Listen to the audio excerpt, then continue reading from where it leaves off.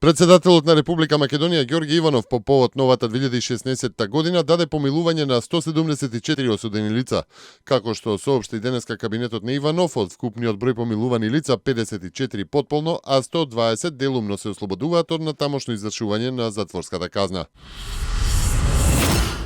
Собраниската комисија за прашање на изборите и именувањата на денешната седница треба да усвои предлог одлука за разрешување на Виолета Дума, член на Државната изборна комисија. Дума ќе биде разрешена од оваа функција бидејќи ги исполнува условите за заминување во пензија.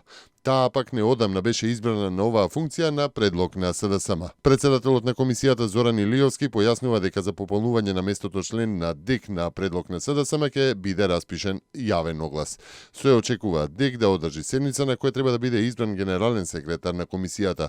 Според информациите од комисијата, на огласот што беше распишан се пријавиле 14 кандидати.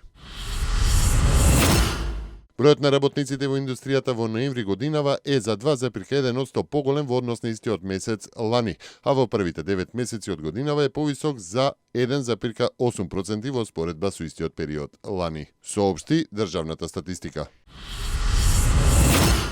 Во текот на денот времето ќе биде променливо облачно и релативно студено во однос на минатиот период, јавуваат од управата за хидрометеоролошки работи.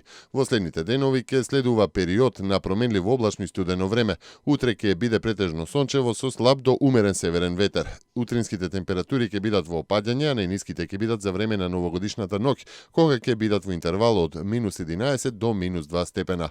Во сабота во западните делови на државата ќе има услови за повремен локален снег, особено на планинските подрачја, а во недела врнежи се очекуваат на повеќе места.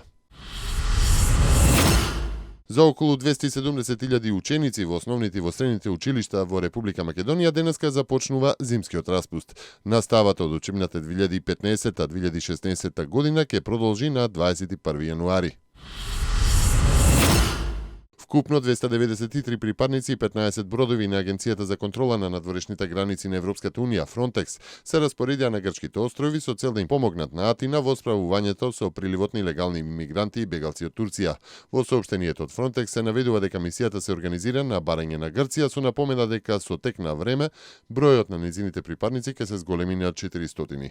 Како што јавуваат грчките медиуми, бројот на овие припадници што ги испрати Фронтекс во Грција во рамки на мисијата наречена Посейдон е помал отколку што Атина очекуваше. Германскиот канцелар и председателите на Франција, Русија и Украина, Ангела Меркел, Франсуа Оланд, Владимир Путин и Петро Порошенко во телефонски разговор кој траел околу 2 часа, уште еднаш ги потврдиле заложбите за прекин на огнот во Украина. Меркел, Оланд, Путин и Порошенко исто така разговарале и за локалните избори во Донбас, кои се очекува да се одржат на почетокот на 2016 година.